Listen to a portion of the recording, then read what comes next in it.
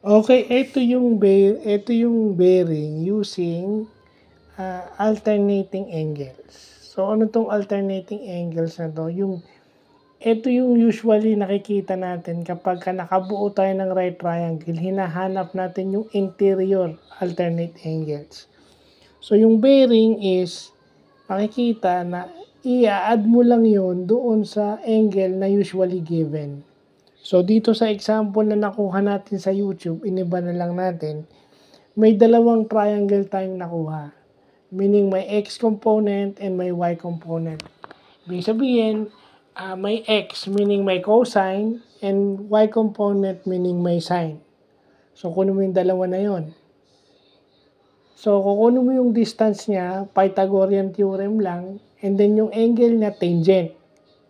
Arctangent yung gagamitin para makuha yung final answer. Tapos kung ano yung makukuha mong sagot doon, i-add mo lang doon sa angle na given. So, nandito yan eh. Ayan. So, nakita natin yung nakuha nating distance muna is, ayan, 3.94. Nakuha nating distance kasi maliit lang naman yung number na iniba ko lang yung given, pero yung angle, hindi ko binago, iniba ko lang yung distance. 3 at saka 5 yung ginamit ko. Kasi do sa YouTube, 3 at 4 ata yun, yung 4 ginawa kong 5. So, yun.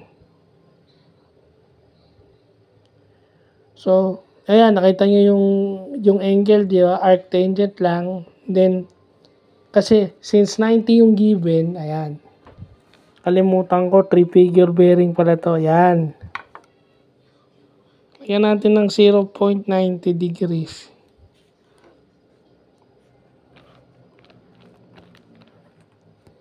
So, ang bearing na nakuha natin is 125.5 degrees. Kasi bearing naman, so, more than 90 but less than 180, so obtuse. Kung i-categorize natin, obtuse angles yan. So, yun lang. Yun lang yung kailangan nating malaman na yung bearing na may x and y component and using alternating angles. So, yung alternating angles is equal lang siya, congruent. Kasi yung alternating angles usually is parallel and pag parallel sa may traversal. So pag traversal siya equal. So kaya i-add mo na lang yung angle, yung angle na nakuha mo, i-add mo na lang siya kasi it is considered an alternating angle. So kung 90 yung nasa isang side, 90 rin yung nasa kabila. So para makuha mo, i-add mo na lang yung nakuha mong angle doon sa distance. Kasi yung distance may angle, i-add mo na lang yun doon sa angle na given. Kasi equal naman yun. So, yun talaga. Pero, right triangle pala yung nabubuo natin. Wala pa tayo doon sa hindi right triangle o doon sa non-right triangle. Ito kasi yung mga topic na aaminin ko na medyo nahihirapan ako. Actually, naintindihan ko na ngayon, after so many years, no 1997, so that would be 27 years after.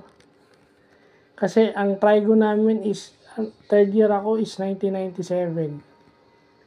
Third year high school ako 1997. So after 27 years, nung binalikan ko siya, actually, hirap na hirap ako dito. Ngayon, naintindihan ko na bakit itinuro.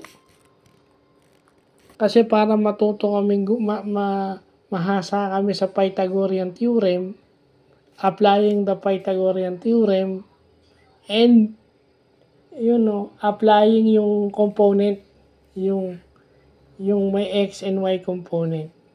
No? Kasi dalawang triangle yan, may x, extend mo yung distance, and then yung y, yung vertical na pag ganun. So, may small triangle and then may big triangle. So, yung pinaka mahaba, yun yung distance. So, ganun siya pag drawing mo. So, So, ganun na lang para maintindihan natin. Actually, hirap na hirap ako dito. Hindi ko maano, no? Siguro proud lang ako sa sarili ko na balikan ko siya. Kahit madaling araw na. So, yun lang po.